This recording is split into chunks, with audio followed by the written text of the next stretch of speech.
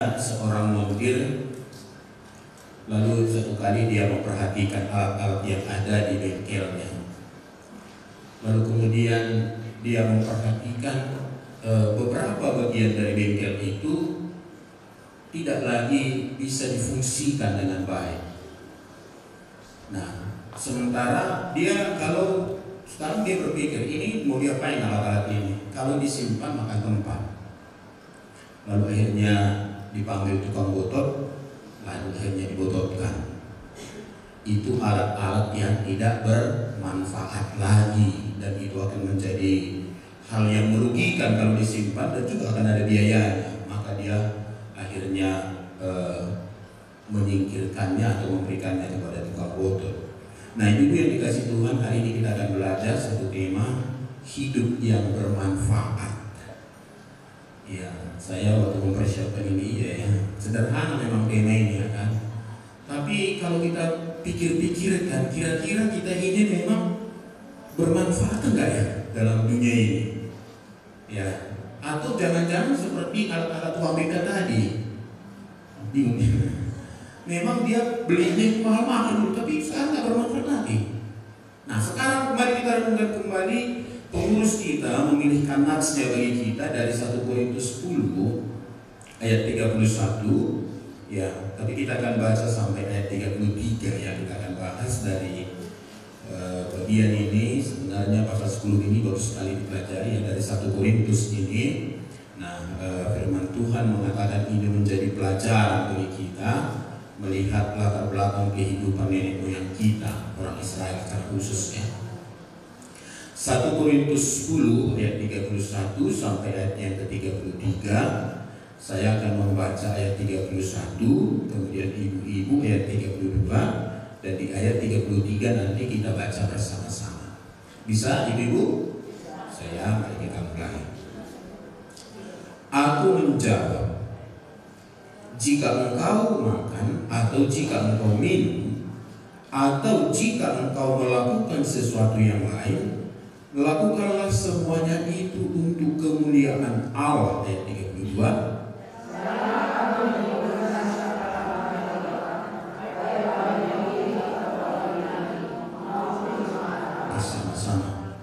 Sama seperti aku juga berusaha menyenangkan hati semua orang dalam segala hal, bukan untuk kepentingan diriku, tetapi untuk kepentingan orang banyak, supaya mereka beroleh hidup yang bermanfaat.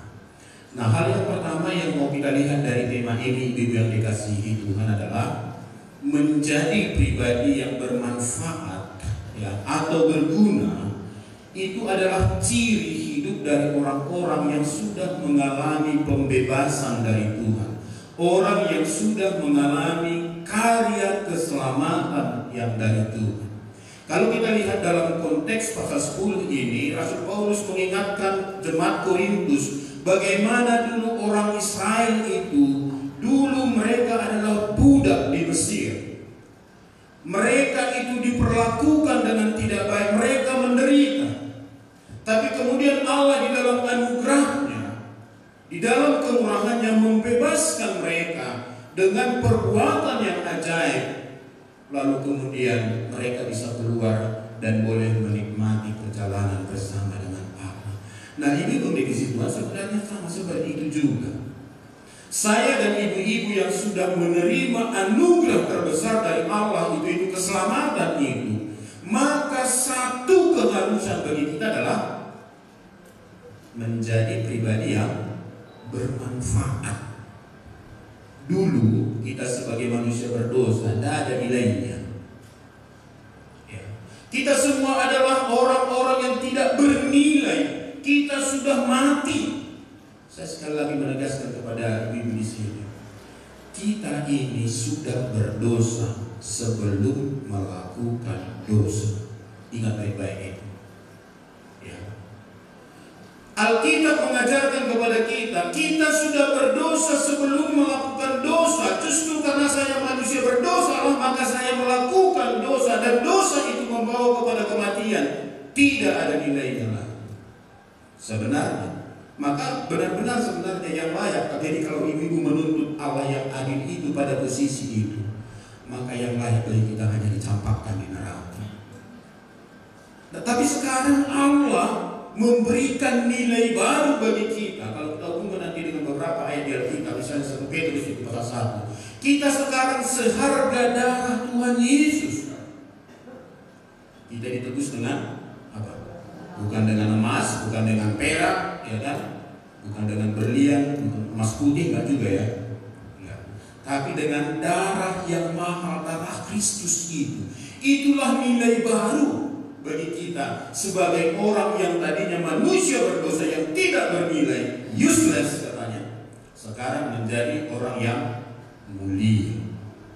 Maka ingat ini, ibu dikasih Tuhan. Rupanya Yesus itu menyelamatkan aku supaya aku menjadi pribadi yang bernilai. Nah, sekarang yang kedua, dan ini akan banyak kita lihat. Nah, bagaimana saya bisa menjadi orang yang bermanfaat, atau apa ciri-ciri orang yang hidupnya bermanfaat? Nah, yang pertama dari bacaan kita ini, itu belum dikasih Tuhan.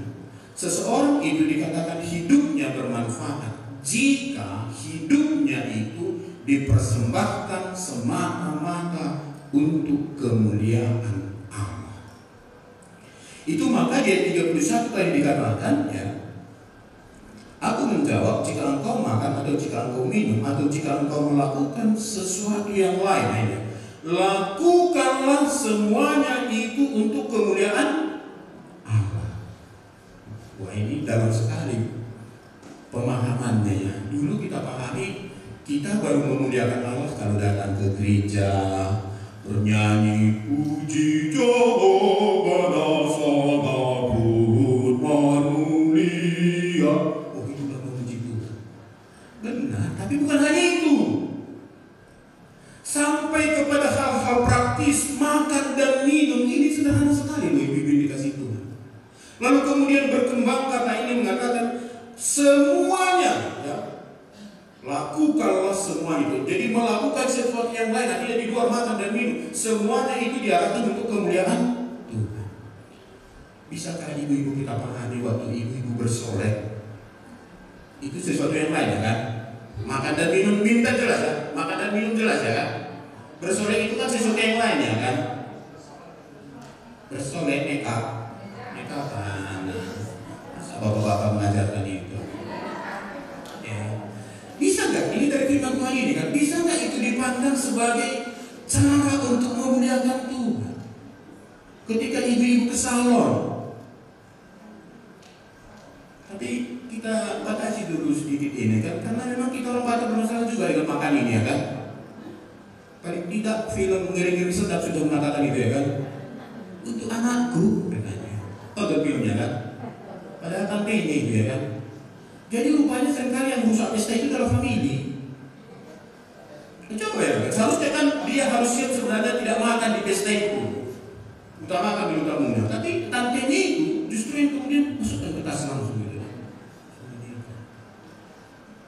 Dan kami beberapa kali dalam kepanitiaan memikirkan ketika ada cara, lalu ada konsumsinya misalnya. Nah, kita pikirkan dulu kali ini prasmananya biar agak keren gitu.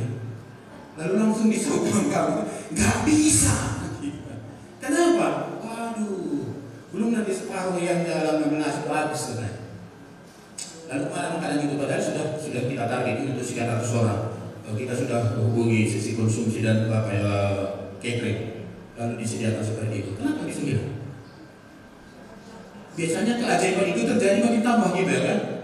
Ini orang Batak keajaiban yang lain, belum semua orang makan sudah harus makanannya.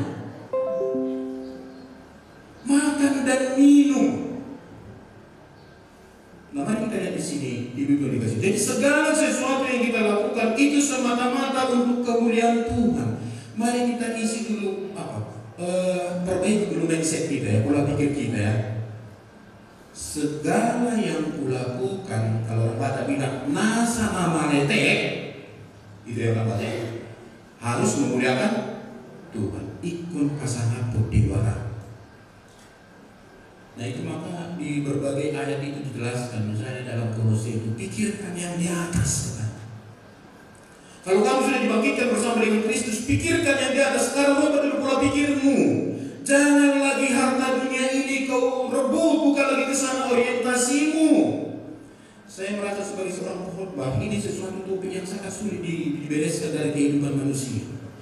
sudah belajar firman Tuhan, tapi selalu orientasi hidupnya masih dunia ini. Saya tidak katakan tidak penting hal-hal materi ibu-ibu yang dikasih Tuhan. Itu penting. Jadi materi kita butuhkan itu semata-mata untuk memuliakan Allah. Tapi kalau kemudian kita berbalik Allah, kita belakangi Allah, lalu kita mencari materi ini, kita sedang merendahkan diri kita, menghinakan diri kita. Jadi berhenti menjadi orang yang materialis. Berhenti. Saya tahu itu adalah satu warisan sifat yang ditanamkan iblis dalam mengakar dalam diri kita. Tapi sekarang bicaranya adalah kita sudah dibebaskan Tuhan dari perbudakan dosa itu. Kita sudah dibawa kepada satu relasi yang baru. Kita milik Tuhan, ada dalam keluarga kerajaan Allah. Tapi kenapa pola pikirnya masih seperti yang dulu? Ya, jadi menjadi pribadi yang baru, ya. Nah, di sini diingatkan ibu yang dikasih Tuhan sebenarnya, ya, dari semula ketika Allah menciptakan manusia, Adam dan Hawa, satu tujuan Tuhan, yaitu supaya ciptaannya itu, manusia itu, menjadi alat kemuliaannya. Nah, misalnya kita baca dalam Yesaya 43 ayat 7, dikatakan di sana, semua orang yang disebutkan dengan namaku, yang kuciptakan untuk kemuliaanku, yang kubentuk dan yang juga kujadikan. Jadi dari semula sebenarnya ini sudah ada dalam konsepnya Allah. Tidak ada yang lain yang Tuhan inginkan bagi manusia ciptaannya itu yang diciptakan segambar dengan dirinya, kecuali untuk memuliakan Tuhan. Tapi apa yang terjadi kemudian? Iblis kemudian menggoda Adam, ya. Hawa, ya kan? Hawa yang digoda. Jadi, tapi Hawa itu juga hukum saya, kena juga saya berarti, ya. Yang digoda Hawa, ya. Tapi yang ditanya Tuhan nanti waktu jatuh siapa? Adam. Nah, kedua mereka jatuh berarti. Mulai dari situ terjadi pembelokan tujuan manusia. Harus kita sadari. Nah, itulah sebabnya kemudian Allah di dalam kemurahannya menciptakan kita kembali. Ya, kalau kita baca misalnya dalam Efesus pasal 2 ayat 10 dikatakan, nah, karena kita ini buatan Allah, diciptakan dalam Kristus Yesus untuk melakukan pekerjaan baik yang dipersiapkan Allah sebelumnya. Ia mau supaya kita hidup di dalamnya. Jadi ada penciptaan baru, mau mengembalikan manusia itu kepada harkat dan martabat serta tujuan semula. Maka itu saya kata di awal tadi, ibu, saya dan ibu-ibu yang sudah mengalami karya penebusan Tuhan di dalam Kristus, tidak ada yang lain yang menjadi tujuan hidup kita selain memuliakan Tuhan. Ya, jelas. Nah, kalau kita lihat dalam perjalanan ini kan sekali lagi ibu bagus nanti dibaca semua pasal 10 ini, ya. Rasul Paulus membuat ini menjadi contoh kepada jemaat Korintus. Nah, tadi di sana masalah makanan, iya, memang di sana di Korintus itu ada kebiasaan daging itu misalnya sebelum dijual dipersembahkan dulu kepada dewa mereka. Di sana ada Dewi Venus, yaitu dewi seksual sebenarnya, dan ada lebih 1000 imam perempuan di sana melayani, melakukan pelacuran di sana. Jadi itu makanan itu sudah dipersembahkan, lalu kemudian dijual daging-daging tadi, kan? Nah, itu masalah di sana sebenarnya. Lalu pertanyaannya, boleh tak dibeli? Maka dijelaskan tadi panjang lebar di sini, ibu-ibu. Nah, salah satunya adalah kalau kemudian ada orang yang keberatan karena itu, nggak usah beli, kira-kira gitu sederhananya. Tapi kalau kamu diundang makan ke rumahnya, dia orang yang tidak percaya kepada Allah, lalu kamu setuju, makan aja apa yang ada di situ, nggak usah tanya. Ini dipersembahkan enggak? Kan udah rahasia umum gitu, ya kan? Itu nanti ini dibahas nanti di sini. Saya harap kita baca dulu supaya kita semakin menerima. Kita kembali kepada bangsa Israel dulu itu. Ketika mereka dibebaskan itu, bahkan ketika Allah memanggil Musa itu. Nah, ini perhatikan nanti di kitab Keluaran itu, mulai dari pasal 3 itu, di sana berulang kali dipakai kata supaya mereka beribadah kepada Tuhan. Nah, misalnya kita lihat dalam Keluaran 3 ayat 12 itu, nah itu ketika Tuhan mengutus Musa, lalu firman-Nya, bukankah aku akan menyertai engkau? Inilah tanda bagimu bahwa aku akan mengutus engkau. Apabila engkau telah membawa bangsa itu keluar dari Mesir, maka kamu akan beribadah kepada Allah di gunung ini. Lalu ketika Musa kemudian pergi kepada Firaun, kata-kata yang sama disampaikan kepada Firaun, bebaskanlah umatku supaya mereka beribadah kepadamu. Jadi Allah membebaskan mereka supaya umat itu beribadah kepada Tuhan. Sama seperti kita. Tuhan membebaskan kita supaya kita beribadah kepada Tuhan, supaya kita memuliakan Tuhan dalam semua kehidupan kita. Nanti kemudian kita belajar bahwa konsep ibadah itu bukan hanya sebatas ketika kita ada di gereja, bukan hanya sebatas ketika ada seperti ini, bukan hanya waktu kita pertanian. Maka seluruh hidup kita sebenarnya adalah beribadah. Kenapa? Kita dikatakan baik Allah, baik Roh Kudus. Di sanalah dilakukan peribadahan itu, sama seperti di Yerusalem dulu. Peribadahan itu dilakukan di bait Allah. Maka semua hal-hal yang berhubungan dengan pengagungan Allah dilakukan di sana. Sekarang bait Allah adalah tubuh kita ini. Maka di mana kita ada, apa yang kita lakukan, semua adalah dalam rangka beribadah kepada Tuhan untuk memuliakan Tuhan. Jadi Keluaran 3:3 ada yang jualan, ingatlah aku sedang beribadah. Jadi kalau di gereja kami, kalau mau ibadah dimulai dengan mari kita persiapkan hati kita, gitu kan? Kita berdoa dalam hati kita dan kita menyanyikan lagu sebagaimana ada. Jadi ibadah dimulai dengan doa. Jadi kalau ibu jualan, mulailah dengan kan gitu ya. Tolong Tuhan supaya aku jujur.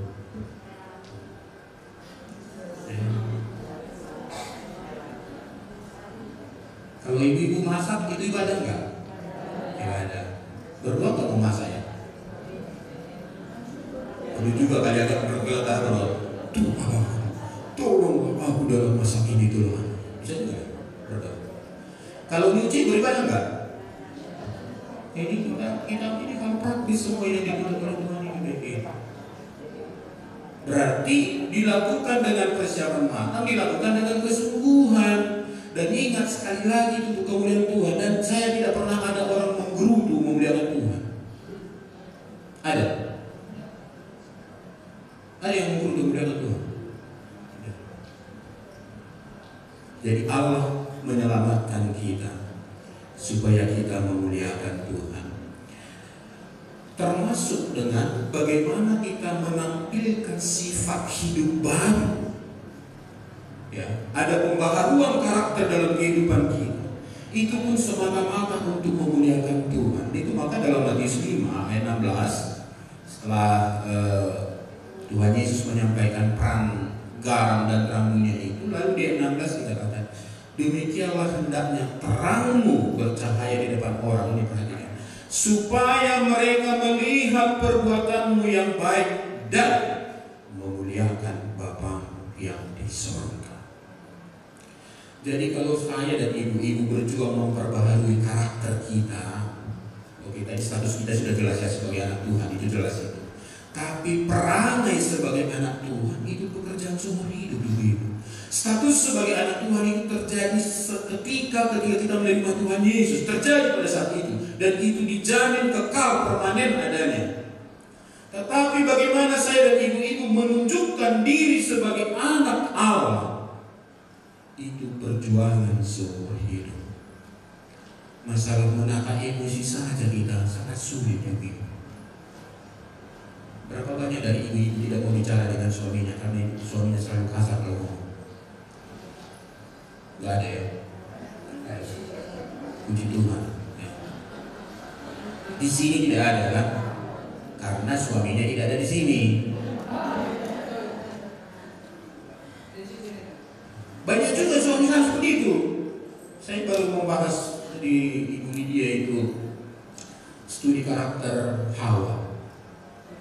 lancar dibahas ya, luar biasa. Dan salah satu poin setelah saya dulu bertanya, saya sungguh salah satu yang terjadi adalah Hawa itu mendominasi suaminya di dalam hal berkata-kata. Saudara perhatikan itu Kejadian 3 itu. Adam tak satu kali itu ngomong. Saya rasa gini, Adam ngomong, ini apa ini dengan ini? Bisa batasi ini? Enggak. Sampai kemudian buah itu dikasih, mana? Udahlah Pak, makan aja lah. Ayo saya. Dan itu tuh benar-benar nggak ada satu patah kata pun ada.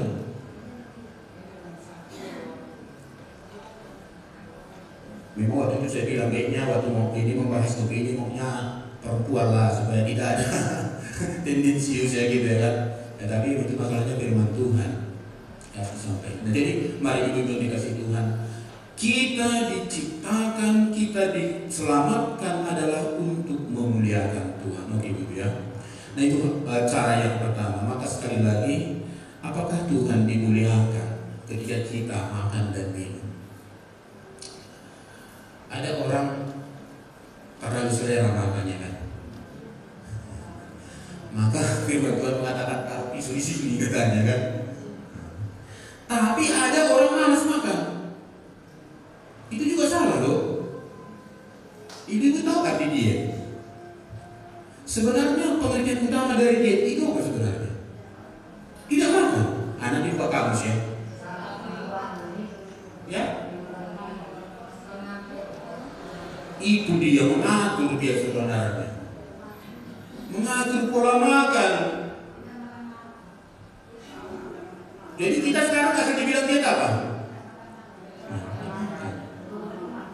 Udah mulus untuk jadi tahan kan? Ibu tahu itu artinya kalau mulus perut. Tak lagi naik asam lambung dulu. Ada masalah itu. Maka pada tatanan yang seharusnya atur pola makannya. Ya kalau ya memang akhirnya cenderung pengertian diet itu kan mengurangi makan. Ya kenapa dikurangi? Karena sudah berlebihan dulu. Nah, kalau dipotong ayam gitu kan, oh asal lemak dong katanya, diambil kepala. Tapi udah ada lagi. Ini juga asal lemak kesukaan ini ambilnya. Orang pulang, itu semua kesukaannya. Kan susah kan dari kalau potong ayam ya kan. Akhirnya semua suka kita bohong semua. Nah itu yang pertama ya. Nah lalu apakah Tuhan dimuliakan dalam setiap ibadah yang kita lakukan? Sekali lagi juga, kalau apalagi seperti ini kita beribadah ya, marilah benar-benar kita melakukan untuk kemuliaan Tuhan. Tapi ingat, di mana kita ada, kita sedang beribadah. Jadi yang naik angkot sedang beribadah, yang sedang menawar barang sedang beribadah. Ya, jangan ditawar bisa-bisa gitu. Jadi dia dapat untung apa? Masa orang bekerja gak menghasilkan sesuatu? Ini pakai. Kalau cara untuk bilang mikir gitu. Namanya orang bekerja, tapi mungkin yang kita minta ya, bagilah sedikit keuntunganmu, bagilah sama aku, kurangilah harga. Jangan pada beruntung dia, malah saya rugi. Jangan biasakan suka menerima yang gratisan, apalagi sampai merugikan orang. Itu bukan prinsip anak Tuhan. Bahkan kalau nanti berapa ini nah? Oh 2.000, oh tak bisa 3.000 aja lah ya. Baru kasih uangnya 5.000. Nah ini banyak gak apa-apa bilang. Nah bisa cari kita. Dua lama tengok kita nggak belanja. Tapi itu ibu hati itu bicara. Ya. Kalau kita memberikan yang terbaik bagi orang, orang pun akan memberikan yang terbaik bagi kita. Ya. Oke, apakah Tuhan dimuliakan dalam setiap tingkah laku kita ya, termasuk ketika kita mengalami duka cita. Saya tadi mikir ini waktu persiapan ini. Kalau kita mengalami kesedihan, mengalami duka cita, kadang-kadang kan kita memposisikan diri sebagai orang yang dikasihani. Nah, bahkan ya kita format wajah kita mungkin seperti yang sekarang viral itu ya, di format wajahnya segala macam begitu ya kan, supaya orang kasihan. Nah, masalahnya apa gitu ya? Nah, tapi bisakah kita ini sebagai orang Kristen ketika mengalami duka cita pun Ketika orang lain yang kita kasih dipanggil Tuhan, bisakah kita masih memuliakan Tuhan? Paling tidak salah konsepnya kepada Tuhan. Ucap kali kau Tuhan, jangan biar seperti itu. Tuhan tidak pernah kejam, Tuhan tidak pernah salah. Maka pola pikir ini penting, ibu. Kalau kita pernah diberi orang yang kekasih, lalu sekarang Tuhan panggil, sekarang pola pikirnya harusnya bagaimana? Kok kau ambil Tuhan? Bukan begitu.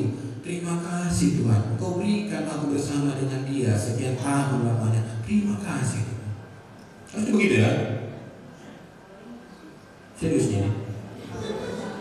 Iya. Kadang-kadang ini kan masalah perspektif, ini cara memandang. Seringkali kita lihat hilang dia dari hadapanku, nggak ada lagi di hadapanku. Kenapa kita tidak pandang dengan cara yang lain? Tuhan terima kasih, kau berikan sekian lama aku bersama dengan dia. Kalau anaknya mungkin seperti yang masih muda-muda meninggal, mari katakan Tuhan terima kasih, engkau percayakan aku bersama seorang anak sampai sekian tahun. Jangan kok Tuhan ambil, emangnya milik kita? Suami milik kita, milik ibu. Saya baru-baru ini dinyanyikan seorang teman satu lagu, saya tidak tahu itu. Semua adalah pinjaman. Tahu lagi itu? Semua ada pinjaman. Ya. Suami itu pinjaman bagi seorang istri. Jadi kalau yang punya ngambil, relakan.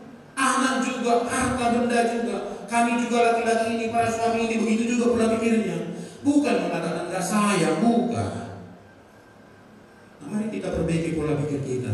Dikala kita mengalami situasi yang sangat sulit, bisakah kita memuliakan Tuhan? Sebenarnya itu masalah dengan bangsa ini. Mereka keluar dari Mesir.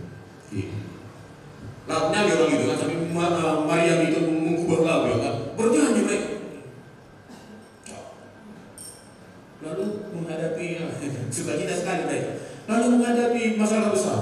Apa masalahnya? Di depan laut, di belakang Firaun. Firaun itu lengkap dengan kereta perangnya. Firaun bukan datang dengan lengan-lenggok. Hai, di sini kelihatan banyak begitu. Bawa pasukan ini mau membunuh mereka, bawa kembali. Apa kata mereka? Musa dimarahi. Kenapa kau mau membunuh kami di rumah Musa? Lalu Tuhan mau ambil tongkatnya, lalu terbelah. Mereka jalan sampai di seberang. Muji-muji Tuhan ya, muji Tuhan yang menggulung. Jalan. Enggak lama setelah itu habis bekalnya yang dibawa dari Mesir itu ya. Ada makanan. Apa yang terjadi? Marah sama Musa. Marah sama Musa itu berarti marah sama hamba Tuhan. Marah sama hamba Tuhan itu marah sama Tuhan. Jadi nama Tuhan itu melekat di dalam diri Musa. Maka ini saya renung-renungkan ini. Mari ibu-ibu, ketika hal-hal yang sulit, bahkan duka cita sekalipun menerpa kehidupan kita, mari tetap memuliakan Tuhan. Itu baru berguna, kan? Baru bermanfaat hidup kita.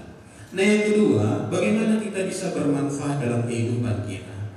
Hidup kita harus dipersembahkan atau diabdikan untuk menjadi berkat bagi orang lain, menjadi berkat bagi sesama. Nah ini sebenarnya kemudian dikatakan Rasul Paulus dari ayat 32 sampai 33 ini. Saya baca di ayat 32 dikatakan, janganlah kamu menimbulkan syak dalam hati orang, baik orang Yahudi atau orang Yunani maupun jemaat.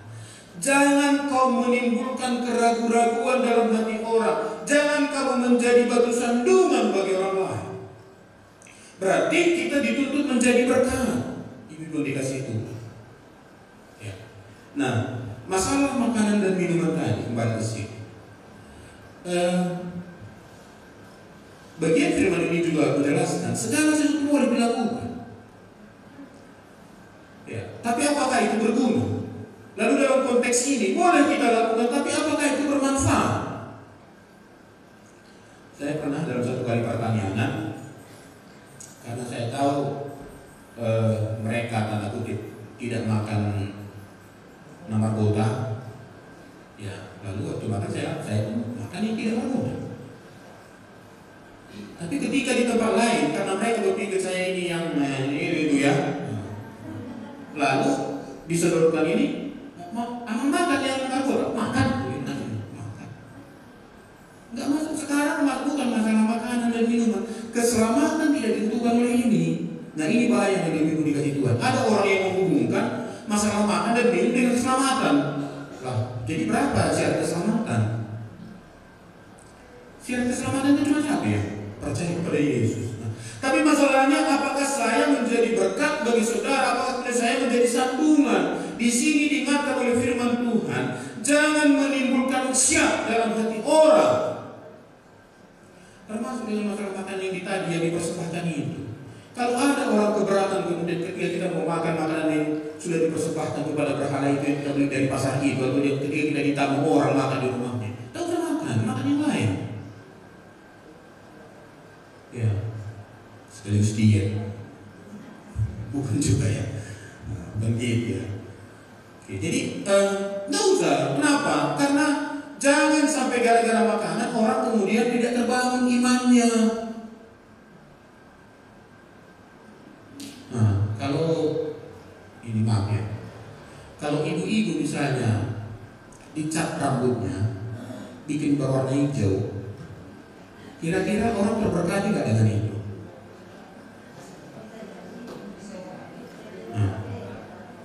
Jadi sekarang bukan masalah boleh nggak boleh ya kan?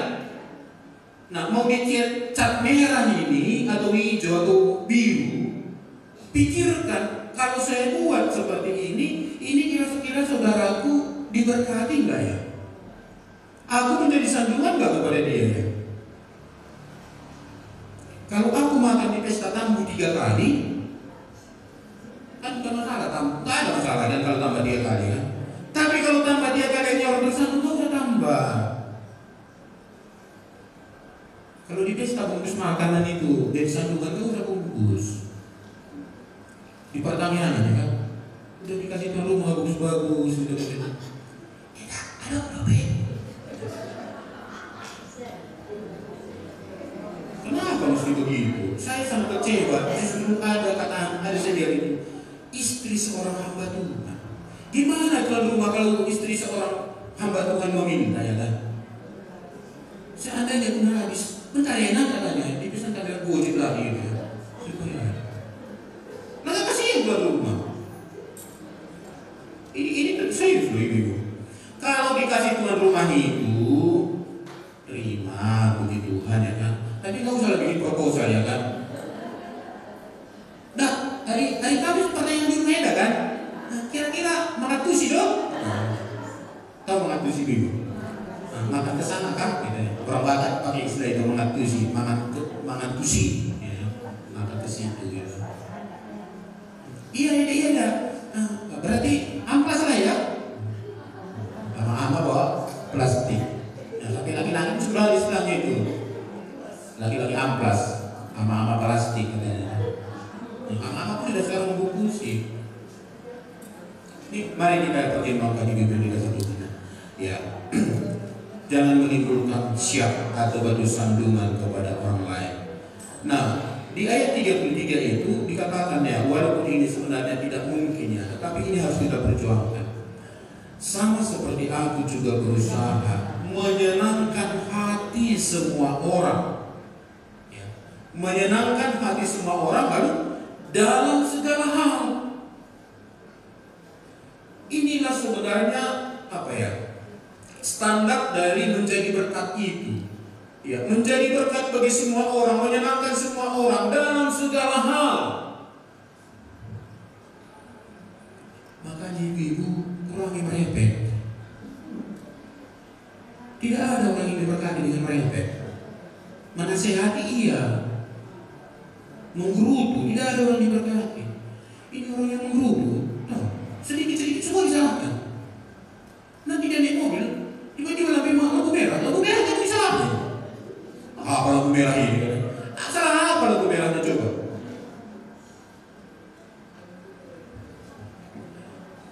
Jadi mari mari kita berusaha menyenangkan semua hati manusia ya.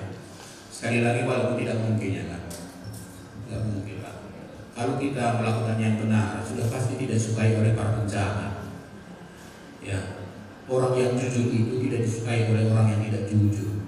Tapi kita mau kepada standar ini, berusaha menyenangkan hati semua orang dalam segala hal. Itulah maka kita perlu menahan diri ibu-ibu. Saya kira ibu-ibu sudah sangat mengerti itu ketika berhadapan dengan anak. Ibu-ibu ketika lapar, lalu pilihannya adalah makanan sedikit, ibu-ibu pilih memberikan kepada anak atau kepada ibu-ibu. Sama-sama lapar ini. Biasanya siapa? Sama anak. Ya kan? Kalau bisa bagi dua gitu ya kan. Dan kalau nggak bisa, ya kadang kita pilih kan pada posisi menderita.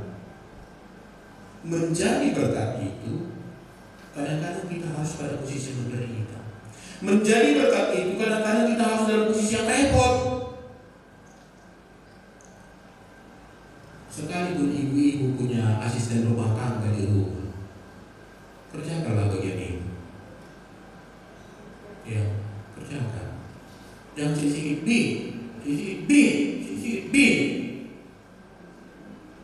nanti ini tubuh kita ini kalau nggak bergerak sakit lebih lama. Ya, sakit. Tuhan sudah menciptakan tubuh kita ini tubuh bekerja.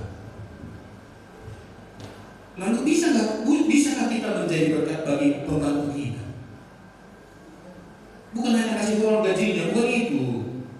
Dalam sifat, sikap, bisakah mereka menganggap kita saudaranya dan tidak menganggap mereka sebagai saudara kita? Jangan lupa, ini hanya masalah manusia yang membuat itu. Tuhan menciptakan manusia itu segambar dengan diri. Apalagi dia saudara seiman dengan dia. Banyak pembantu justru tidak senang. Ya. Kenapa? Itu orang pelayanan, itu orang persekutuan. Tapi marah aja dia. Nunggu aja, belinya ditampung, dia beli ditampung pula lagi. Nah, lalu di mana kesaksian kita ini? Bagaimana kita bisa menceritakan Tuhan itu baik kalau mereka tidak melihat kebaikan itu dari diri kita? Tuhan itu maha kasih, oh haleluya. Bagaimana mereka mengatakan kalau tidak lihat dari praktek hidup kita? Setiap kali mengasih selalu sedikit. Tidak pernah, makasih lah hilangnya, tidak pernah gitu. Kasih bu. Dia makasih juga, bisa beda dengan saya. Makasih juga bu, tapi ada kadang-kadang saya senang. Makasih bu, makasih. Tapi pulang-pulang bilang. Nah, menjadi berkat bagi sesama. Oke, jadi tujuannya apa? Itu menarik sekali ibu. Dia 33 itu dikatakan. Tujuannya adalah supaya orang lain diselamatkan. Jadi kalau saya memuliakan Tuhan dalam segenap hidup saya menjadi berkat bagi banyak orang, maka ada peluang saudara-saudara yang tidak kenal Tuhan itu akan mengenal Tuhan. Mereka yang belum beroleh selamat ini akhirnya diselamatkan. Tentu akan kita ceritakan kebaikan Tuhan itu. Menjadi berkat bagi sesama bukan hanya sebatas hal-hal praktis.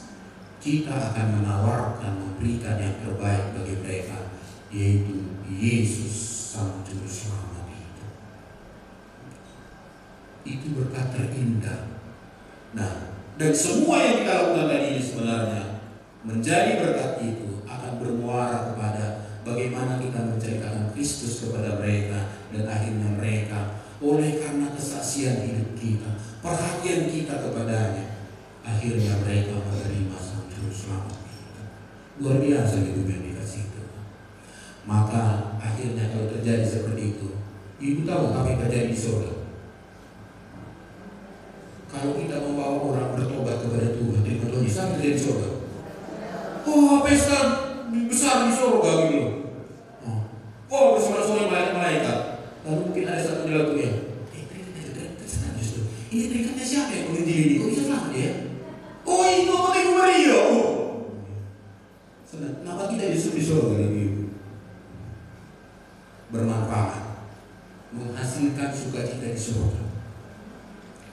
Sementara kita sendiri pun yang melayani itu, yang menyampaikan Injil itu, ketika orang respon dengan terima Yesus, kita pun berbahagia sekali.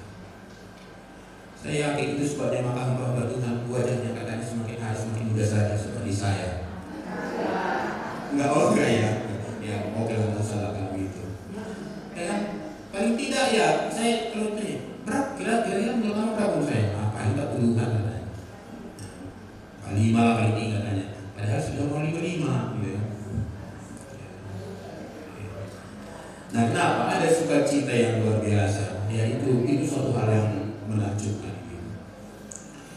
Nah, sekarang pertanyaannya dari kita dalam hal ini, apakah kita menjadi berkat bagi orang lain dalam kita melakukan perkara-perkara rohani?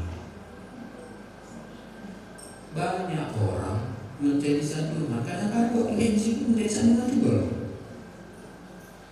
Ini mari perhatikan ini. Saya pun sebagai hamba Tuhan bisa juga jadi sandungan. Dan tidak beberapa kali saya dievaluasi, ini dari saya perhatikan jam terusnya. Kamu kan berubahnya katanya. Bisa juga ya. Menjadi singa pun bisa juga sandungan. Menjadi penerima tamu pun bisa. Jadi jangan kita pikir karena kita mengerjakan hal rohani sudah pasti menjadi berkat, belum tentu. Maka lakukan dengan sesungguhnya.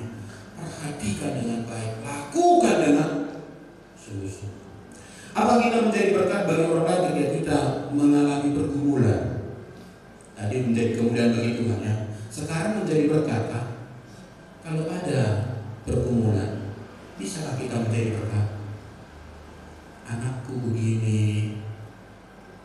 Lalu ketika kita cerita ya, tadi kita percaya, kita bawa kepada Tuhan ya. Kita berharap suatu saat pasti Tuhan apa? Lalu kalau kita bilang, nggak tahu Tuhan ini ya. Udah berapa kali berubah? Udah puasa lagi, puasa Esther lagi. Gak berubah juga dia. Siapa yang salah kira-kira dalam kondisi? Dia menyalahkan siapa? Aku sudah berdoa, aku sudah begini, tapi kok gak berubah aku? Yang punya hak merubah hati orang siapa? Tuhan. Berarti siapa yang salah? Kadang-kadang tanpa kita sengaja, dengan kata-kata kita yang tidak membangun itu sedang menyalahkan Tuhan dan orang lain bisa menangkap itu. Hati-hati kita ketika ada pergumulan. Apakah kita menjadi berkat bagi orang lain ketika kita diberkati Tuhan? Bisa ya? Masalahnya ini orang Israel, mereka minta kepada Tuhan, Tuhan berikan kami makanan. Tidak pernah lagi mereka makan daging, ya. Lalu Tuhan kasih itu kerupuk puyuh. Lalu mereka makan. Waktu makan apa yang terjadi? Masih di mulutnya makanan itu, Tuhan bunuh mereka. Jadi berkat menjadi kutuk. Salah menyikapi berkat Tuhan. Jadi mulut udang pasu-pasu tak wina. Bulu kita dari pasu-pasu tak wina. Kalau Tuhan memberkati kita dengan banyak berkat, dengan kelimpahan berkat, bisakah kita menjadi berkat bagi yang lain? Atau semua aku. Seperti yang diceritakan dari Injil Lukas itu ya, orang kaya itu kan, harta aku banyak, apa yang aku lakukan? Aku akan membawa lumbungku, aku akan semua aku. Lalu mengatakan dia orang bodoh, malam ini juga dia orang diam, selesai. Apa kita menjadi berkat bagi orang lain? Sekali lagi, ketika mengalami duka cita. Nah, dua hal ini selalu kita pergumulkan di hidup yang dikasih Tuhan. Dalam semua rentang usia kita. Saya di sini dan pikir-pikir juga ya. Ini tadi waktu saya persiapkan dari rumah gak muncul ini, tapi kemudian saya diingatkan dari Mazmur 92 itu ayat 15-16. Pada masa tua pun mereka masih berbuah, menjadi gemuk dan segar untuk memberitakan bahwa Tuhan itu benar, bahwa Ia gunung batu dan tidak akan ada kecurangan padanya. Jadi jangan bilang aku sudah tua, gak bisa lagi bermanfaat. Siapa bilang? Oke. Jadi walaupun sudah jalan, masih bisa ibadah ya. Gak usah nyanyi bunga lojo Tuhan, gak usah nyanyi itu. Pokoknya semangat tak kekal. Terakhir, konsekuensi bagi orang yang tidak bermanfaat dalam hidupnya. Pertama, ia akan mengalami pendisiplinan Tuhan yang berat. Itu yang dialami oleh bangsa Israel di sini. Karena mereka tidak bermanfaat. Terakhir apa di sini jadi mereka dihukum Tuhan, tidak bisa masuk ke tanah perjanjian. Jadi semua orang yang keluar dari Mesir itu, kecuali Kaleb dan Yosua, tidak ada yang sampai ke tanah Kanaan. Hati-hati kita dulu dikasih Tuhan, sama seperti itu kau beda tadi. Kalau alatnya tidak bermanfaat lagi, dia akan buang. Kalau kita tidak memberikan kontribusi lagi dalam kehidupan kita, hanya menghabiskan anggaran surga, atau anggaran surga. Jadi Tuhan itu selalu memberkati kita. Tapi kalau nggak bermanfaat, kan gimana gitu ya? Ini pemborosan aja gitu. Sama seperti ilustrasi pohon itu yang nggak berbuah itu tebang, luas lalu disomara dia. Rest in peace. Jadi mari kita kembali mengevaluasi kehidupan kita ibu-ibu, menjadi orang yang bermanfaat. Bermanfaat bagi suami, bermanfaat bagi anak-anak, bermanfaat bagi tetangga, bermanfaat bagi semua orang, dan akhirnya Tuhan dimuliakan. Tuhan Yesus memberkati. Amin. Tidak